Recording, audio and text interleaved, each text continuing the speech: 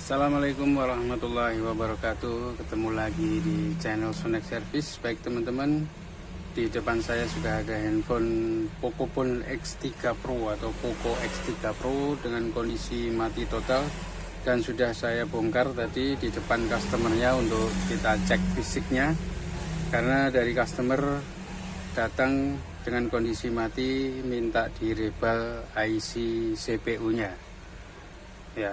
Tahu-tahu datang minta direbal IC CPU-nya, dan sudah dibongkar sendiri juga oleh customernya untuk dicek baterainya.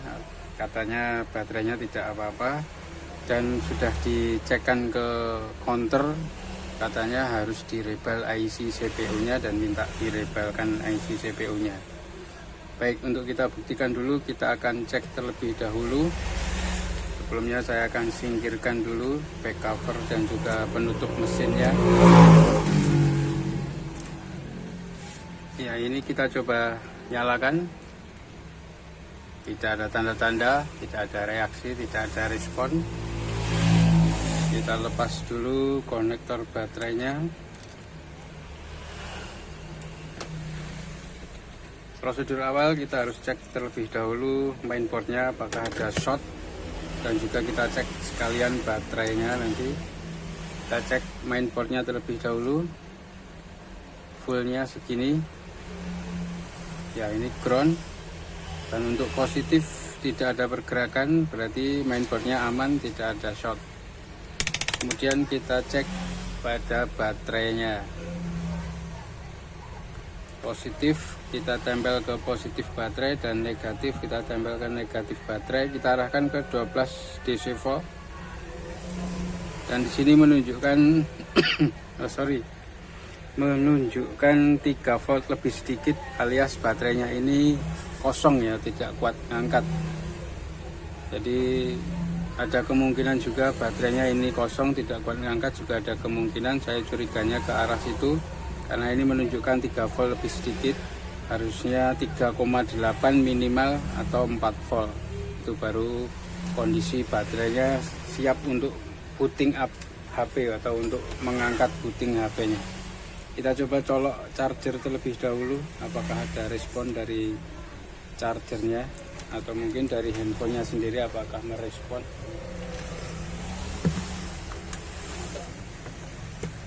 Ya, kita colokkan kabel Type-C nya, dan di charger merespon 0,7, 0,4. Berarti ada respon juga, tapi di handphonenya tidak ada respon.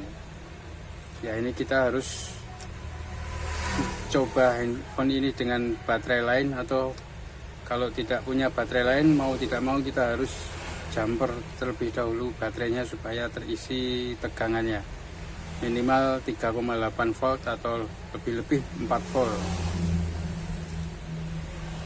Oke, pertama kita harus coba dengan baterai lain, karena saya tidak ada baterai untuk tipe Poco X3 Pro ini. Saya akan coba jumper terlebih dahulu baterainya ya, karena saya tidak punya alat untuk jumper baterai alias baterai aktivator.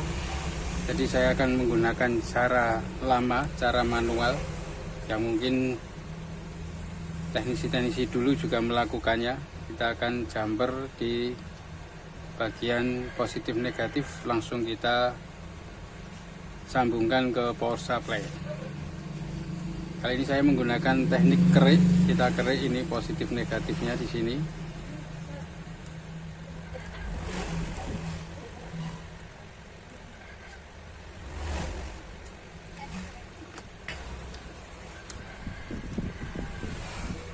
Oke, coba kita dekatkan. Ya, ini sudah kita kerok di sini. Kita akan sambungkan langsung dengan timah ya. Nanti kita akan kejut atau kita tembak dengan power supply supaya baterainya sedikit terisi. Minimal 3,8 volt atau 4 volt lebih bagus.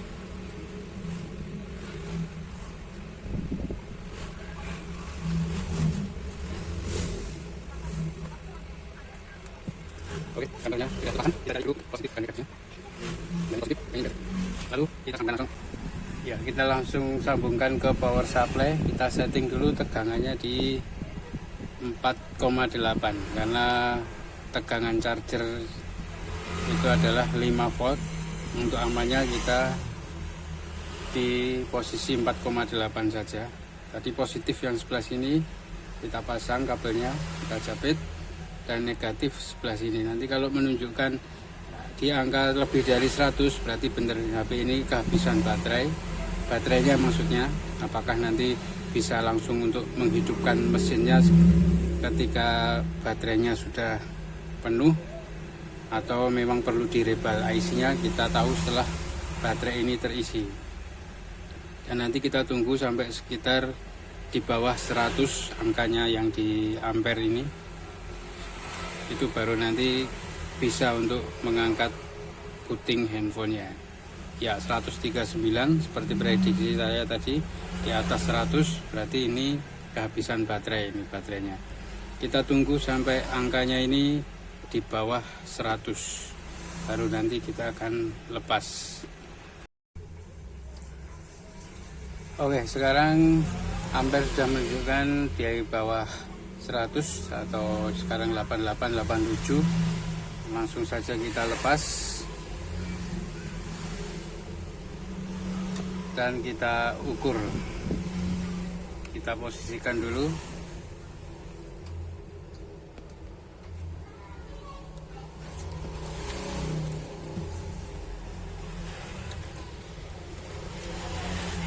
Kita ukur tegangan baterainya berapa.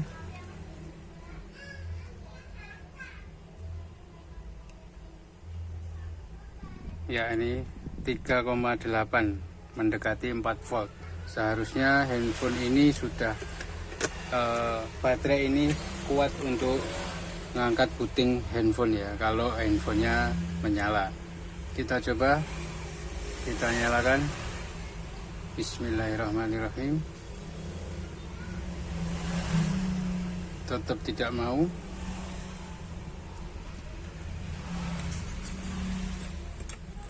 Kita lepas terlebih dahulu. Kita coba charging lagi.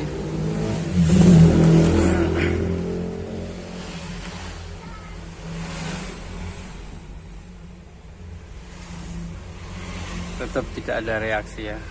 Oke, setelah kita cek dengan baterai terisi juga tidak mau menyala, kita coba analisa mesin atau mainboardnya dengan menggunakan power supply.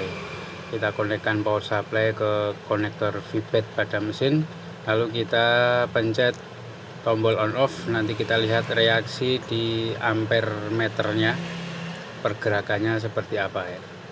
Kita coba colokkan terlebih dahulu, kita cek kabelnya terhubung, dan ini positifnya kita colokkan ke VBAT. Kita pencet 0,1 dan langsung balik setelah kita lepas tombol powernya. Kita pencet lagi sekitar 0,1 ya, 0,10 atau 0,10 sekian. Dan ketika kita lepas tombol powernya, dia langsung turun ke 0. Itu mengindikasikan bahwa ini area IC power yang bermasalah.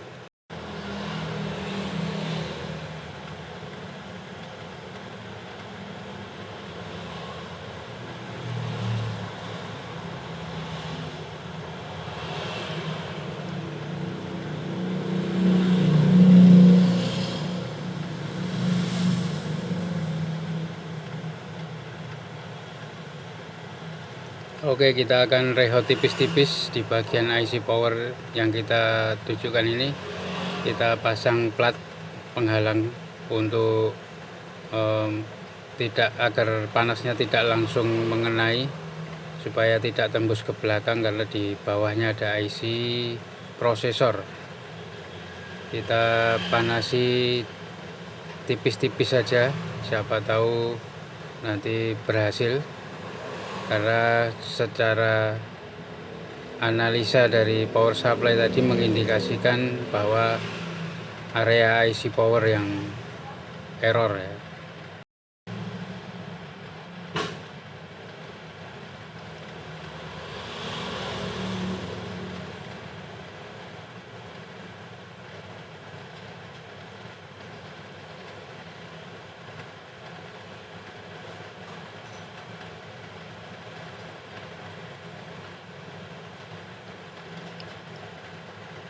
dan kita dinginkan. Setelah terasa sudah sedikit dingin, nanti langsung kita coba pasang ke handphonenya.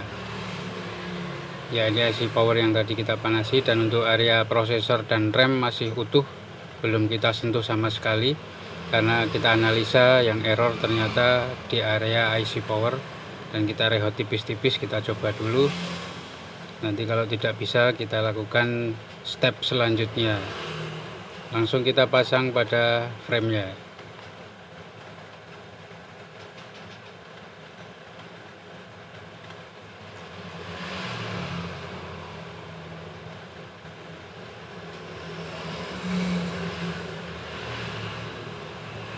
Oke, langsung coba kita nyalakan. Bismillahirrahmanirrahim.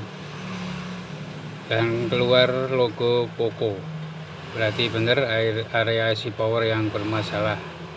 Jadi langsung kita nyalakan dan handphonenya alhamdulillah bisa nyala. Ini kita standby terlebih dahulu, apakah masih error lagi, apa terjadi trouble lagi atau tidak, dan kita pastikan handphonenya benar-benar fix, baru kita kembalikan ke customer. Kita akan standby terlebih dahulu sambil kita cek sambil kita standby supaya terlihat masih error atau tidak.